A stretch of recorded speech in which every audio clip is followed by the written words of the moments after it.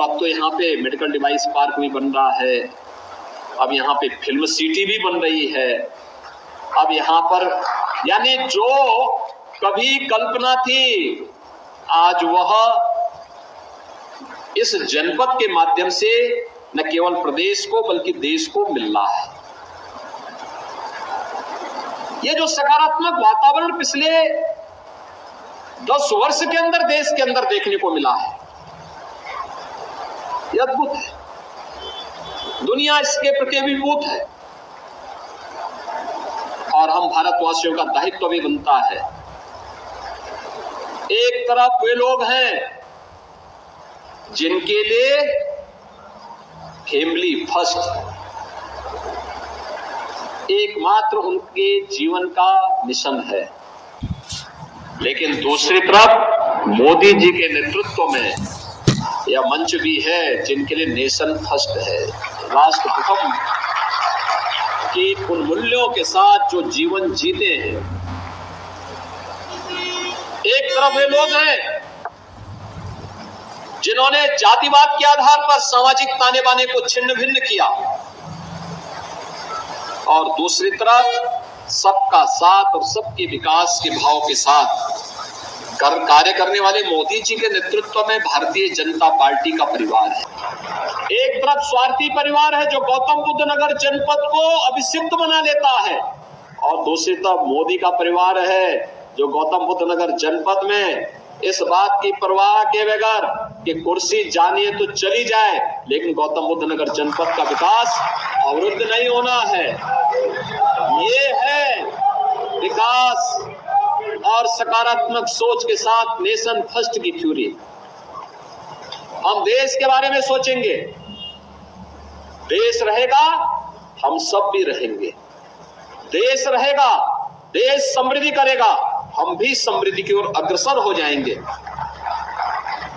एक वो भारत था जब लोग भूखों मर रहे थे, अन्नदाता किसान आत्महत्या कर रहा था, नौजवान पलायन करने के लिए मजबूर था, इंडस्ट्री बंदी के कगार पर थी, गुंडे और अपराधी जिस तरीके से व्यवहार करते थे, जिस प्रकार की अराजकता फैलाते थे, यही राज्य है। दंगा होता था, कर्फ्यू लगता था।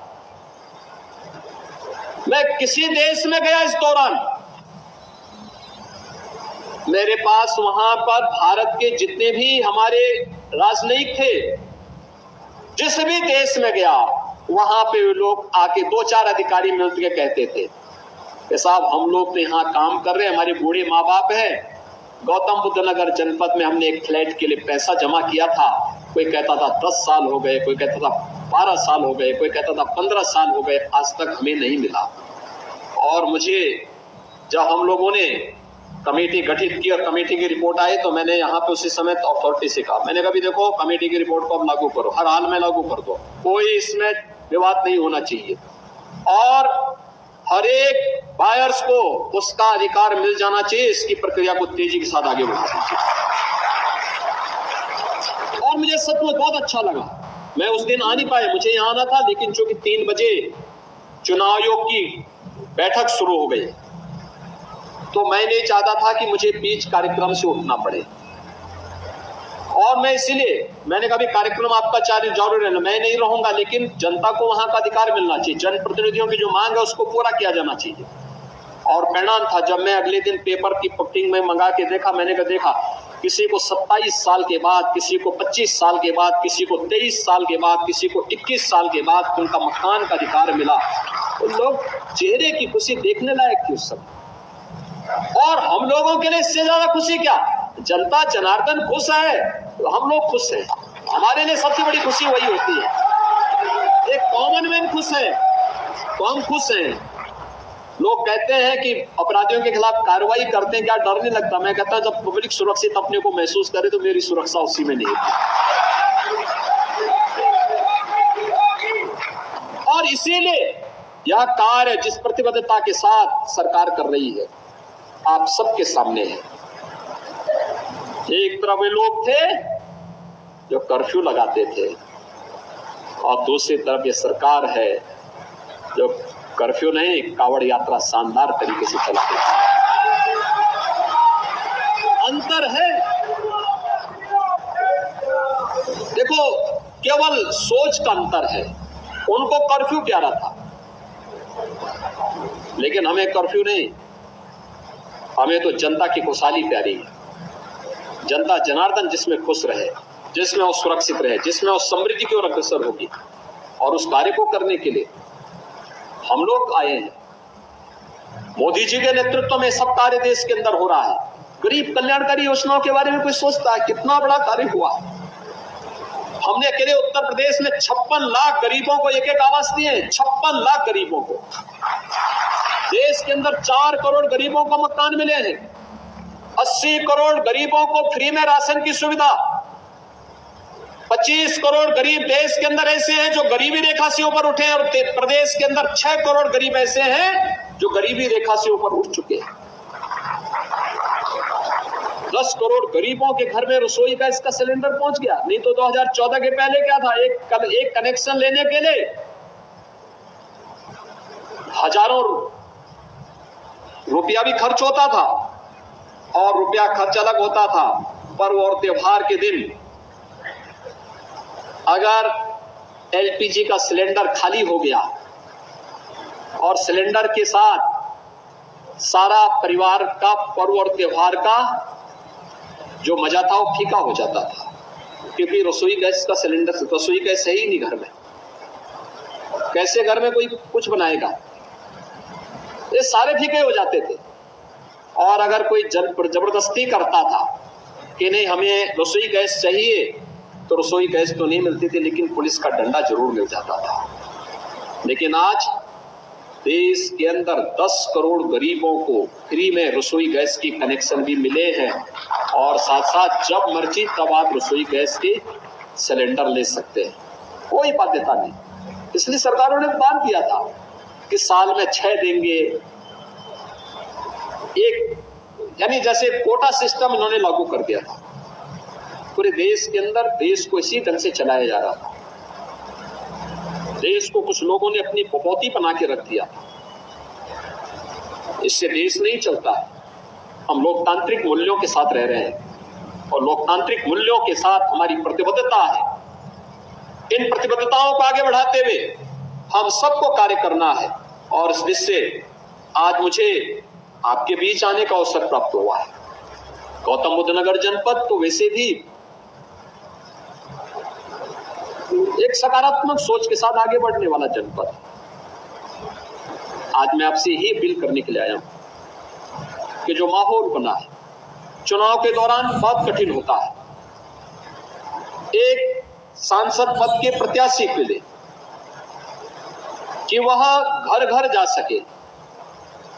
इस बार तो जो पहल डॉक्टर महेश शर्मा जी ने की, बहुत सारी सोसाइटी में भी पोलिंग बूथ बन गए होंगे, और मुझे लगता है कि गौतम बुद्ध नगर जनपद में बधाई दूंगा आपको महेश जी, और गौतम बुद्ध नगर जनपद की जनता जनार्दन को भी मैं इसके लिए बधाई दूंगा कि उनको ये सौगात मिल गई है। एक पायलट प्रोजेक्ट के रूप में गौतम बुद्ध नगर जनपद में कार्यभार लागू हुआ कि जो बहुत दूर दूर तक लोग जाते थे, और इसलिए पोलिंग परसेंटेज पे ध्यान देना होगा। यद्यपि दूसरे चरण में ही आपका चुनाव है, लेकिन फिर भी पहले चरण में पहले दिन, उस दिन का संकल्प हमारा पहला है कि लोकतंत्र के इस महापर्व का हिस्सा बनना और मतदान करना। ये पहला कार्य हमारा होना है, और उसके लिए सोसाइटी में तो ये अवसर मिला ही है। लेकिन मैं आपको इस बात के लिए आश्वस्त कर सकता हूं कि मोदी जी के नेतृत्व में जो डबल इंजन की सरकार कार्य कर रही है, ये समस्या नहीं देती है, समाधान पर विश्वास करती है, और समाधान के लिए भारत को विकसित भारत के रूप में स्थापित करने के लिए, आत्मनिर्भर भारत और एक ग्लोबल लीडर भारत के रूप में भारत को स्थापित करने के लिए आप सबको डॉक्टर महेश शर्मा बनना पड़ेगा।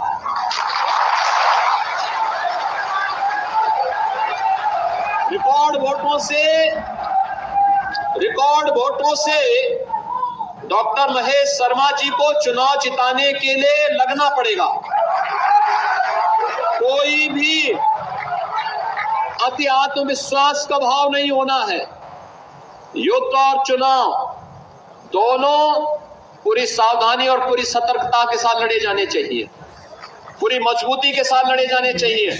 हम उसी सतर्कता और सावधानी का परिचय देते हुए एक एक वोट डॉक्टर महेश शर्मा जी को दिलवा करके